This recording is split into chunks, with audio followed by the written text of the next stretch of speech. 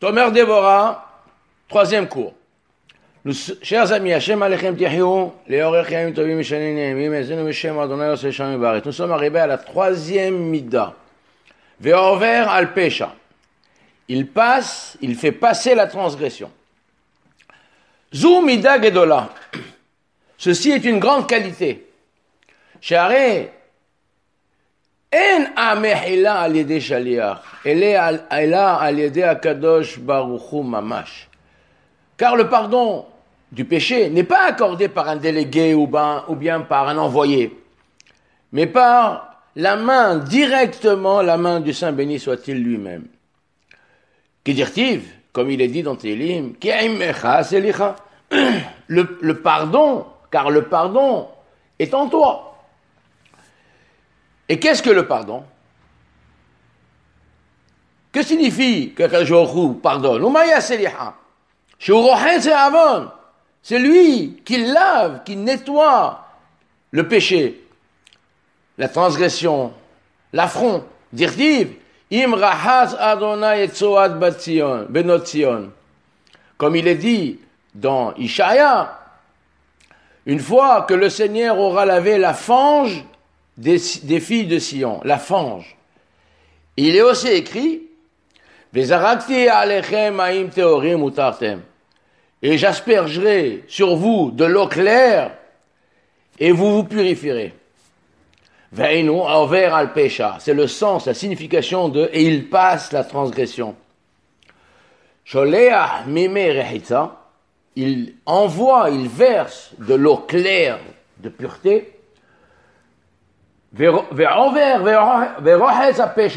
et il passe et lave les péchés.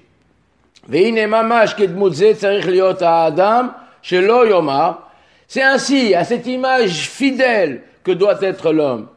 Et il ne dira pas,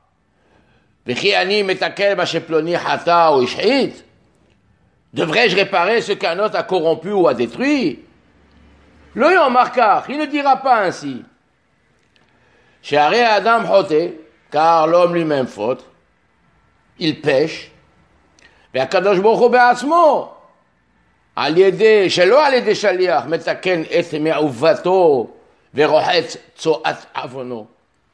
C'est le Saint béni soit-il lui-même, Akadosh Baruch Hu lui-même, et non un délégué qui redresse ce qu'il a tordu et lave la souillure de son forfait. Umikan itbayesh Adam la shuv lahato.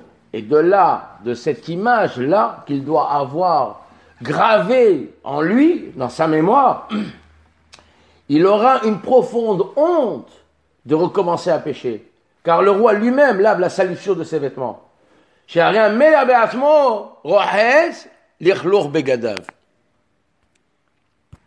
Explication. Le Rav dit, ceci est une grande qualité. Car le pardon du péché n'est pas accordé par un émissaire ou un délégué, mais par la main elle-même du Saint béni soit-il. Dans le texte de la confession, quand nous faisons vidouille tous les jours, nous disons aval hatanu, avinu pashanu. Nous avons fauté, nous avons péché et nous t'avons offensé. Hatanu, c'est une faute que l'on commet par inadvertance, sans intention. Le péché, avinu, c'est une faute volontaire, intentionnelle. Et pécha signifie la rébellion et la révolte. Certaines de nos transgressions sont dues à la faiblesse humaine. L'homme, de par sa nature, ne peut que fauter. Comme dit le sage, Adam, en tzadik ba'aretz aser ya'aseh tov velo yecheta. Ça n'existe pas un homme sur terre qui fera que du bien et qui ne faute pas. D'ailleurs, Dieu ne nous en voudra pas d'avoir fauté. Il nous en voudra de ne pas nous repentir. C'est le sens véritable du reproche que Hachem fait à Adam Arishon. Donc, certaines de nos transgressions sont dues à notre faiblesse, du fait que nous sommes des hommes. D'autres, pour assouvir nos désirs. Et parfois, elles contiennent le reniement de l'essentiel, Chas v'Shalom, Kofer be'aikar. Au moment où l'homme sait qu'il faute, il sait pertinemment que c'est une avéra. Il le fait en connaissance de cause. Et là, à cet instant, il y a une écouda, un point, quelque chose de nier l'existence de celui qui le regarde. Comme le souligne le prophète Yirmiyahu, le Ramchal rapporte cela au chapitre 25. Quelqu'un peut-il se cacher dans un lieu occulte et sans que je le voie? Ici, nous dit le Rav, ici il s'agit d'effacer l'offense et l'outrage, conséquence de cet acte de révolte et de rébellion contre le roi des rois. Chacune de nos avérotes est considérée comme une rébellion et une offense. Le pardon du péché, de la avéra volontaire, est accordé par Hachem lui-même. La tchouva étant la condition de la création. Comme il est dit, nous avons vu précédemment que dans Vaya'avor Hachem al-Panav, Vayikra Hachem, Hachem. Il est dit ici deux noms de l'Éternel. Hachem, Hachem. Nous disent les maîtres dans la Gemara Rosh Hashanah, Daf Yudzaïn, que Ani Hachem, Kodem, Ahet, je suis Hachem, celui qui accorde, qui octroie la vie avant que l'homme ne faute. Et je suis Hachem, qui octroie la vie après que l'homme ait fauté. En attendant que Akadosh Baruch Hu attend que l'homme fasse Teshuvah. Donc la Teshuvah est inscrite dans la création. Elle précède la création du monde. Sans Teshuvah, le monde n'a pas de raison d'être, comme nous l'avons expliqué. Et la Teshuvah étant la condition de la création incontournable. Alors c'est Akadosh Baruch Hu qui répond à la question. Quelle est la sentence du pécheur? Hotema dino. La Gemara demande. Et la Gemara rapporte ce qu'ont répondu la Torah, les sages, la Chokhmah, etc. Mais tout ça ne donne pas satisfaction. C'est Akadosh Baruch Hu qui répond. Yahzor b'teshuvah v'mohalim lo. Qu'il fasse teshuvah et sa faute sera effacée. Le pardon n'est pas une qualité empruntée que Akadosh Baruch Hu utilise dans certaines circonstances. Mais il est lui-même le pardon. C'est une mida intrinsèque à la nature du Créateur. Qu'est-ce que le pardon? Hachem lave le péché. Comme il est dit dans le prophète, une fois que le Seigneur aura lavé la fange des filles de Sion. La fange.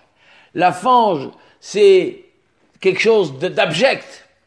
Alors, imaginons-nous, chaque fois que nous faisons une avéra, c'est comme si que nous rentrons à la synagogue, et sur la parochette de la synagogue, de la plus belle synagogue du monde, nous jetons des salissures, nous mettons sur ce vêtement de gloire qui enrobe la Torah, qui est là la gloire d'Hachem, nous y mettons des salissures. Et ces salissures-là sont à l'intérieur du tissu. Que signifie pardonner? On pardonne. Ce terme est trop souvent employé par les hommes sans qu'ils en comprennent le véritable sens. Il est très facilement utilisable, malheureusement, ce qui a pour effet de le vider de son vrai sens. Le pardon consiste à effacer l'outrage, à redresser ce qui a été tordu, à reconstruire ce qui a été détruit, à laver, nettoyer ce qui a été souillé. Ce que l'autre m'a fait subir, c'est moi qui le répare. Le prophète compare les péchés d'Israël à la souillure, à la fange qui pollue le vêtement royal, la salle du trône, le lieu de la résidence de Dieu. Imaginons un instant cette scène. À chaque faute que nous commettons, nous jetons devant le roi tout-puissant assis sur son trône de gloire, entouré de sa cour céleste, une fange nauséabonde, des déjections infâmes, un vomi abject. Toutes ces immondices seront déblayées, lavées, frottées et éliminées par Akadosh Baruch Hu lui-même. Il faut que tu saches, cher lecteur, que tout ce qui est décrit ici est encore bien loin de la réalité. Il n'y a pas assez de termes et d'images pour décrire fidèlement la quantité d'ordures abominables par lesquelles nous souillons le palais du roi à chacune de nos fautes. Imagine alors que le roi, vêtu de ses apparats, sa couronne sur la tête, se saisit du balai pour déblayer les détritus par lesquels tu as souillé son palais. Imagine-le encore se saisir d'une brosse, du savon. Le voici qu'il frotte la souillure, la fange, la salissure, les ordures, jusqu'à qu'elles disparaissent. Et il est écrit aussi, et j'aspergerai de l'eau claire sur toi. C'est la signification de « et il passe la transgression », nous dit le Ramak. Il verse de l'eau claire pour faire passer et laver les péchés. Cette eau claire qui lave et purifie les fautes et les péchés est déversée des réservoirs de miséricorde totale et absolue.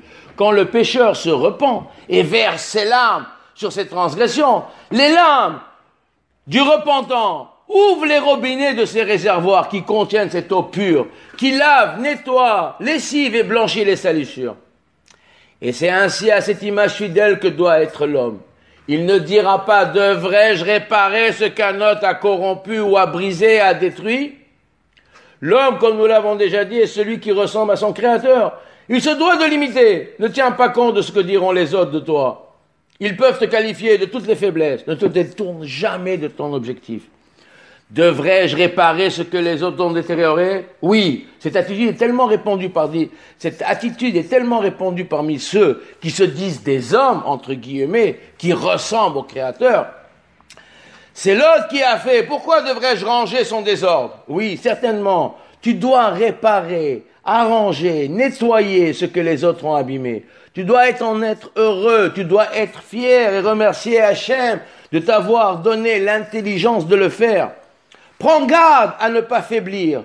Sois vigilant à ne pas fléchir, de ne pas céder à la tentation. Ne succombe pas au désir. Ne perds pas de vue le déshonneur qui te poursuivra. Tu n'as pas été celui qui a nettoyé. Tu aurais pu le faire et tu n'as pas fait. Et bien que tu aies fait repentance, tu dois te remplir de honte profonde pour avoir infligé au roi des rois la besogne indigne de laver, frotter et lessiver tes propres souillures. Et bien des années après une parfaite tchouva, lamente-toi sur le déshonneur que tu as fait subir au Seigneur. C'est la raison, en fait, pour laquelle, que des années et des années après, nous disons, Hatanu, Avinu, Pacharnu, des Averot, que nous avons fait il y a peut-être 30 ans. Nous avons fait tchouva déjà. À Kippour, ils ont Achal Tima, Achalot, Asurot. J'ai mangé des aliments interdits. Ou j'ai fait tel autre arvera, mais ça fait bien longtemps que je me suis repenti, que j'ai fait tchouva, j'ai changé d'attitude et de comportement. Malgré tout, tu dois te lamenter sur les actions passées. C'est en se lamentant continuellement, comment ai-je osé profaner, souiller? Et si on a ce repentir, ce regret en nous, alors, véritablement, Akadosh Baruch Hu nous accordera son péché, son pardon, et lavera nos péchés. Nous continuons. 4e Mida.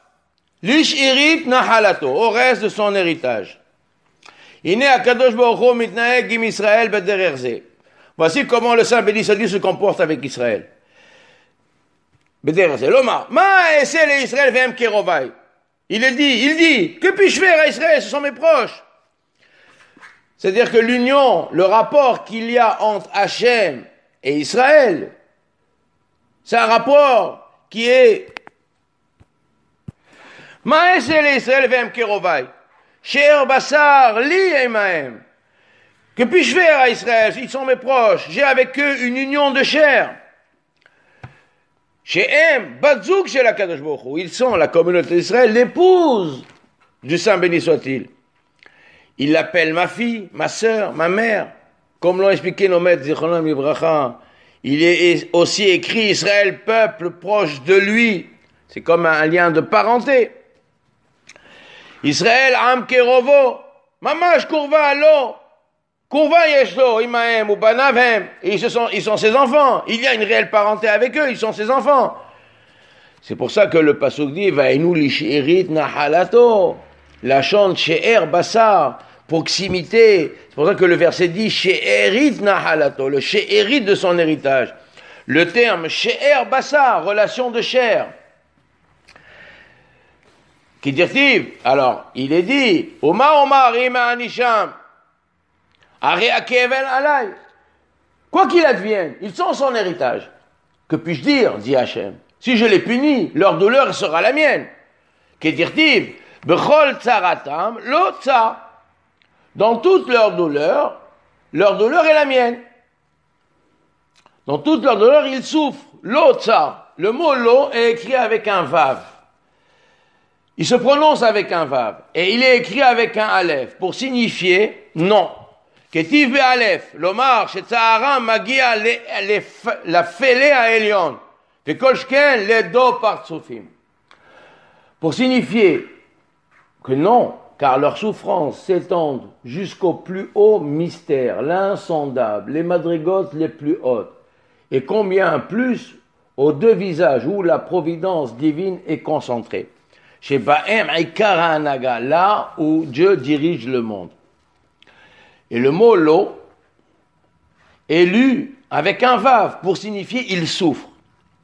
Vikarinan bevav lo tsar kedirtiv vatiqsar nafsho ba'amal Israël, comme il est dit, et son âme est chagrinée par la misère d'Israël. Les filles chez Enos sovel tsaharam ou clonam, parce qu'Hachem ne peut supporter leur souffrance, leur disgrâce. Mais pene shem sherit nahalato, car ils sont les proches de son héritage. Kara Adam im havero. Ainsi l'homme agira avec son prochain. Kol Israël em she'er basar. Elo im elo. Tout Israël est un parent de la même chair, les uns aux autres. Mipene she'aneshamot kelolot yahad, car les âmes sont tissées dans la même trame. Yesh basé helekze. Il y a dans l'un la part de l'autre. Ou basé helekze. Et dans l'autre la part de son prochain. Vikar, eno dome merubim sheosim et mitzvah.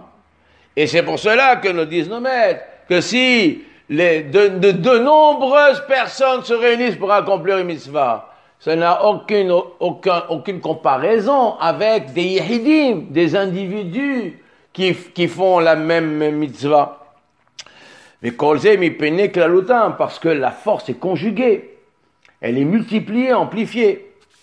Mais le car Pirchou Rabotenu Zichronam Levacha, c'est pour ça que nos maîtres ont expliqué à la Nimna ben Asara Rishonim Bet HaKnesset, ceux qui arrivent, les 10 premiers qui arrivent à la synagogue. Afilu Mea Baim Aharav, même s'ils viennent plus tard 100 personnes, mais Kabel Serchar Keneged Kulam, chacun des 10 premiers recevra la récompense des 100.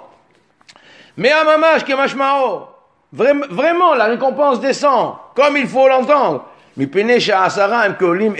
Parce que les 10 sont tous conjugués les uns dans les autres.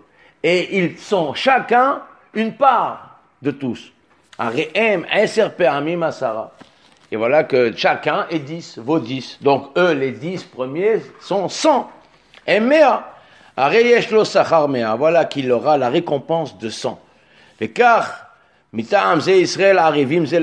c'est pour ça que nous disons le principe que tout Israël est responsable les uns des autres. Parce que chacun contient une part de son prochain. Quand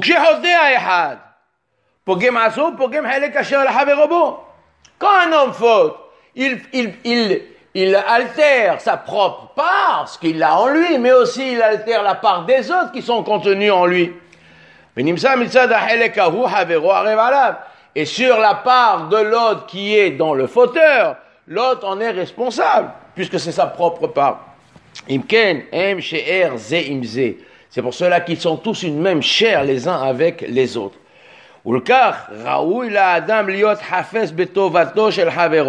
C'est pour cela que chaque homme doit avoir le désir profond de regarder l'autre avec bienveillance et qu'il veuille la bonne fortune de son voisin. Et son honneur doit lui être aussi cher que le sien propre. Voilà que lui, l'autre, c'est lui. C'est pour ça qu'il y a marqué dans la Torah, tu aimeras l'autre comme toi-même, parce que l'autre, c'est toi-même. Bekashrut havero, velo edaber begnuto. Et donc, automatiquement, c'est pour ça qu'il nous est commandé, il est approprié qu'un homme désire le bien de son voisin. Il ne dise aucun mal de lui. Il désirera que le mal ne lui arrive pas. Velo edaber begnuto ka, velo yirtsebo, que derrière chien akadosh baruch hu rotse begnuto, velo betzaro. Tout comme le Saint béni soit-il, la chaîne ne désire ni notre disgrâce, ni notre souffrance. Mita'am akurva, à cause de cette proximité que nous avons. Af'u lo yirtse bignut havero, lui de même, il ne désirera pas le mal sur son voisin, ni voir son voisin souffrir ou être disgracié. Velo betzaro, velo bekilchulo. Ve'ira alom imenu kilu hu mamash. Et il regardera l'autre comme si que c'est lui-même. Comme si lui-même il souffrait la souffrance de son voisin. Oh beotatova. Et de même, le bien que obtient son voisin, il le considérera comme étant le sien propre. Il en sera aussi joyeux que si c'était vraiment le sien. Explication. Nous avons dit que Akadosh Baruch Hu est She'er Bessaro avec Am Israël. Il est absolument nécessaire de préciser que les termes ici utilisés ne sont pas à prendre au sens littéral. Loin de nous l'idée de prêter au Seigneur Tout-Puissant une ressemblance quelconque avec la chair et le sang, Hazve Shalom. L'homme ne se définit pas par son corps, qui n'est que le vêtement de son âme. Le mot She'er signifie la proximité charnelle. Quand il est employé ici, il traduit le lien particulier entre le Créateur et son peuple. L'action des hommes, ceux qui ressemblent à Hachem, atteint les plus hauts sommets de ce monde, et par leur âme, qui sont taillés du trône de gloire. La communauté d'Israël est l'épouse du Saint béni soit-il. Akadosh Baruch Hu est lié à la Shekhinah, qui est son épouse, comme cela est souligné dans le Cantique des Cantiques. Le Saint béni soit-il est le donneur, qui dispense les énergies de vie.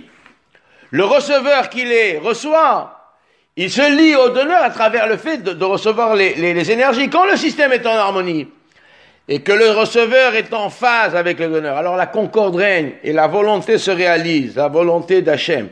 La communauté d'Israël remplit le rôle de la Shekhinah. Elle reçoit les flux de Akadosh Baruch Hu pour remplir sa mission. Tous les flux dispensés sont de 3 ordres, nous dit le Ramchal. L'amour, la rigueur et la miséricorde. Hesed, Din Verahamim, qui sont symbolisés par les 3 lettres du nom Yud, Ke, Vav. Ces 3 qualités sont celles qu'ont dévoilées les 3 pères, Abraham, Yitzhak et Yaakov. C'est par leur action que ces flux sont donnés. Cela est mentionné dans la prière dans les termes suivants: le grand, le puissant et le redoutable. Ha'el Hagadol, Hagibor Ve'anora.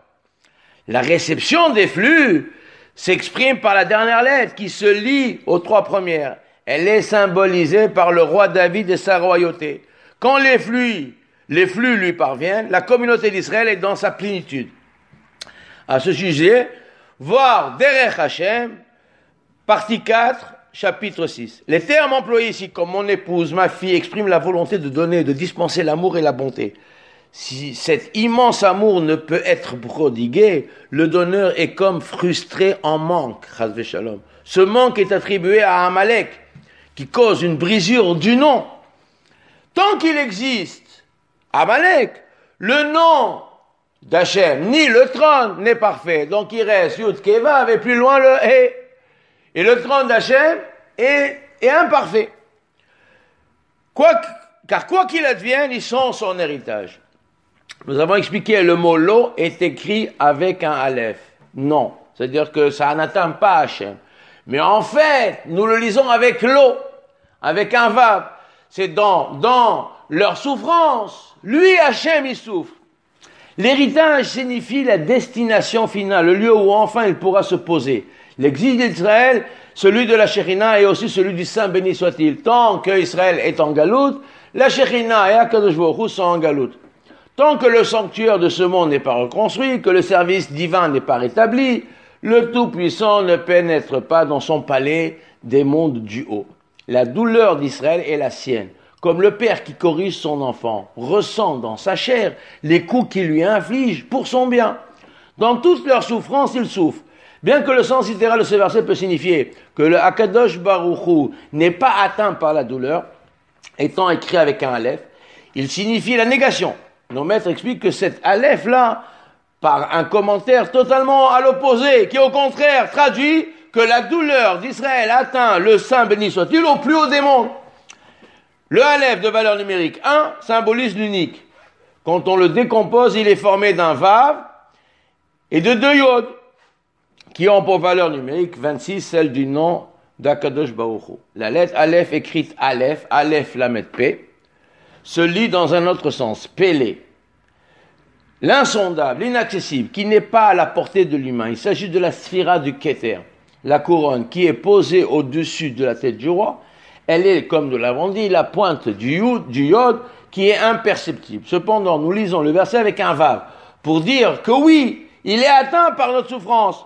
Cela revient à dire que le Tout-Puissant descend de sa couronne, la pointe du Yod, pour s'installer au niveau du Vav de son nom. La lettre Vav du nom s'exprime le dévoilement dans ce monde de la direction cachée. Le Vav de valeur numérique 6 traduit le monde physique et l'espace. C'est l'espace de ce monde. Comme dit le Maharal, les 2 visages sont symbolisés par les 2 dernières lettres du nom, Vav Ke. Le Vav est la direction dévoilée, celle du jugement. Elle est dépendante du mérite des hommes. C'est elle qui décrète et sanctionne les agissements. Elle ordonne et transmet ses décrets à la royauté, qui les met en application. La royauté ou le Malchut est la sphira qui dirige ce monde, selon les flux qui lui parviennent. C'est le He, le dernier He du nom de 4 lettres. C'est David Ameler. Le He symbolise la Shekhinah qui ressent les douleurs d'Israël, dans toutes ses ampleurs. Rabbi Meir dit dans la Mishnah, dans Sanhedrin, quand l'homme souffre, que dit la Shekhinah? J'ai des douleurs à la tête, j'ai des douleurs au bras. Voir Sanhedrin 46a. Ainsi l'homme agira avec son voisin, tout Israël est parent de la même chair, les uns aux autres. Ils sont tous liés, tissés dans une même trame. Et chacune contient une portion de toutes les autres âmes. Ici, le Rav traduit son enseignement au niveau des actes et de l'émotionnel. Le lien particulier entre Dieu et son peuple signifie que l'ensemble du peuple est une seule unité. Il n'est qu'un seul et unique corps. Il s'agit de convertir cette notion acquise au niveau intellectuel dans les actes du quotidien, dans notre relation à l'autre, c'est-à-dire de passer de l'intellect à l'émotionnel. La Torah est donnée à un peuple doué, soudé, uni, comme il est dit, comme un seul homme, avec un seul corps. Keish echad, belev echad. L'amour de l'autre, le souci des autres ne doit pas être juste la conséquence d'une destinée commune, mais bien plus. Chacun doit se dire et se répéter sans cesse comme un leitmotiv, j'existe uniquement de par l'existence des autres. L'autre, c'est moi. C'est le grand principe de Rabbi Akiva. Il a érigé cela comme une raison d'être. Faire du bien à l'autre, c'est se faire du bien à soi-même. À l'inverse, lui faire du mal, c'est se faire du mal à soi-même. C'est la raison qu'une multitude exécutant les commandements divins n'a pas de comparaison avec quelques-uns qui accomplissent. C'est une force conjuguée. La mitzvah accomplie par la communauté a une amplitude et une puissance décuplée. Non pas uniquement de par le nombre, mais surtout parce que chacun d'entre eux est lié à l'autre. Et l'action de chacun est l'action de tous. Et l'action de tous est à son tour multipliée. 100 personnes accomplissant une mitzvah, ensemble, à l'unisson, leur action est celle de 100 fois 100. Pour cela, nos maîtres Zal, Zichronan et Ora ont expliqué que ceux comptés dans les 10 premiers à la synagogue reçoivent un dû égal à ceux qui viennent plus tard, même s'ils sont au nombre de 100. Le nombre 100 est signifié littéralement, car les 10 premiers sont combinés les uns dans les autres. Ils sont 10 fois 10, ils sont 100. Chacun d'entre eux est ourdi des 100. Si c'est ainsi, même les retardataires, s'ils sont une centaine, il recevra le dû qui leur revient. Le minyan de 10 personnes qui permet à la prière publique représente la Shekhinah, qui est elle aussi, comme toutes les sphirotes, composées de 10 éléments. Chacun des membres du minyan joue le rôle d'un de ces éléments. Quand le minyan est formé, la structure de la Shekhinah est établie. Elle devient un partsouf, un visage, un système entièrement harmonieux, où rien ne manque, comme le visage qui est construit de différents organes, qui ensemble traduisent l'harmonie et la concorde. Le mot visage se dit panim, qui signifie se diriger vers, s'adresser à. Il peut alors rayonner et illuminer, dispenser ses flux de vie. Le visage traduit aussi l'intériorité de l'être, pénimi, l'intérieur. Et du même champ lexical que panim, il est souligné ici que le minyan, la prière commune, n'est pas, comme beaucoup pensent, une prière composée de 10 prières individuelles, mais seule et unique prière, une seule et unique prière collective. La Torah interdit de dénombrer le peuple ou de compter les personnes qui composent le minyan. On ne peut le faire que par la mitzvah de Mahatzit HaShekel. Car alors, chaque individu se fond dans l'ensemble. La bénédiction ne peut résider sur ce qui est compté, mesuré, pesé, comme nous disent les maîtres. La participation au minyan transforme chaque individu, chaque individualité, et lui donne une nouvelle dimension, celle du klal. Chacun devient une communauté. Pour cette raison, chaque membre d'Israël est garant de l'autre. Le peuple d'Israël est une immense trame, ourdie d'une multitude d'individus qui sont eux-mêmes tissés, entremêlés les uns aux autres. L'action positive la plus anodine, qui nous paraît insignifiante, a une répercussion sur l'ensemble, puisqu'elle atteint les cimes les plus élevées des mondes. Le trône de gloire est de même pour une action négative, comme dit le Nefesh HaHaim. De même, si une action positive atteint le trône de gloire, chas v'shalom, nous devons imaginer ce qu'une action négative peut, où elle peut détruire, où elle peut atteindre. C'est cela le sens, nous sommes tous garants les uns des autres. Le garant est celui qui paiera la dette du débiteur qui ne peut honorer sa créance. Parfois, certains événements tragiques arrivent et nous nous demandons comment la justice divine s'applique. Nous avons tendance à nous déculpabiliser, alors que tous, nous sommes garants les uns des autres. Il est fort possible que l'un paye pour l'autre, à plus forte raison si les personnes concernées étaient proches. Il est rapporté au nom de Rav Israël Salanter Zichrono Livracha que si un étudiant à l'Eshiva se relâche dans son étude, de l'autre côté de l'Europe, il est possible qu'un juif renie sa foi. La raison en est que le moindre relâchement, la plus petite faiblesse, éteint les rayonnements dans les mondes supérieurs. Les conséquences néfastes seront certaines sur cette terre, bien que cette diminution de lumière est imperceptible pour l'étudiant en Torah, car lui, il est attaché fortement à la Torah. Mais l'obscurité qui en découle aura une incidence certaine là où elle pourra agir. Le Rav Ari enseigne que tout le peuple d'Israël ne forme qu'un seul corps, une seule âme les compose, celle de Adam. Chaque individu n'est qu'un membre ou un organe de ce corps. C'est le sens de la garantie que nous donnons l'un à l'autre. C'est pour ça qu'il nous est commandé, tu aimeras ton prochain comme toi-même. Le Rambam dit, il y a une mitzvah qui incombe à chacun d'aimer chaque membre du peuple d'Israël comme son propre corps. C'est pour cela qu'il recherchera le bien-être de son prochain comme le sien propre. Rabbeinu Ari a institué avant le début de la prière du matin la déclaration suivante. Je déclare aimer comme mon âme chaque membre, comme mon corps, chaque membre du peuple d'Israël. Cette proclamation se doit d'être sincère. Elle permet d'inclure la prière de chacun dans l'ensemble des prières de Am Israël. Nous donnons ainsi une véritable dimension nationale à une prière individuelle. Il est approprié qu'un homme désire le bien-être de son voisin, n'est-ce pas? Donc comment arriver à cela? Comment atteindre cela? En dehors du fait qu'il convient de rechercher le bien-être pour chacun des membres de la communauté, pour s'inscrire dans cette trame et en être une partie indissociable. Mais bien plus, il est de l'intérêt de chacun de dégager de l'énergie positive, de voir l'autre avec un bon œil, de ne sortir de sa bouche que des paroles encourageantes et bonnes. Il faut proscrire de sa bouche toutes les paroles négatives sur soi et sur les autres. Rabbi Yochanan Zakkai demandait à ses disciples, sortez, regardez quel est le chemin de droiture que l'homme se doit d'emprunter. C'est marqué dans les Perkei Avot. La réponse qui est retenue est Ain Tova, c'est-à-dire de ne voir que le bien. Ce qui permet à chacun d'être heureux de son sort et de désirer le bien pour ses semblables. Cette attitude, si nous parvenons à l'adopter, possède la qualité de transformer notre vie. Chaque être humain possède des qualités et aussi de nombreux défauts. Hachem, dans sa grande miséricorde, se détourne souvent de nos manquements pour n'observer que les actes positifs. C'est ce qui permet au monde de continuer à subsister. De même, nous devons de l'imiter, de ne voir chez l'autre que les côtés positifs.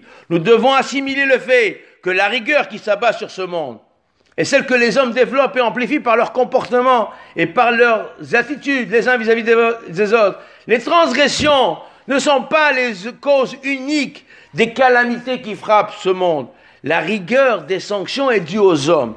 Le jugement humain est terriblement dur, implacable. Le regard que nous portons sur les autres est perçant, sévère, rien ne lui échappe. Les hommes considèrent leurs semblables avec inflexibilité, fermeté, sans rien pardonner ni justifier. C'est cela que nous devons changer pour que notre propre vie soit apaisée et sereine, afin que nous ouvrions les réservoirs de bonté des cieux, afin que ces flux se répandent alors dans le monde et que le monde soit apaisé, qu'il y ait l'abondance et la sérénité dans ce monde. Baruch Adonai Leolam, Amen ve Amen.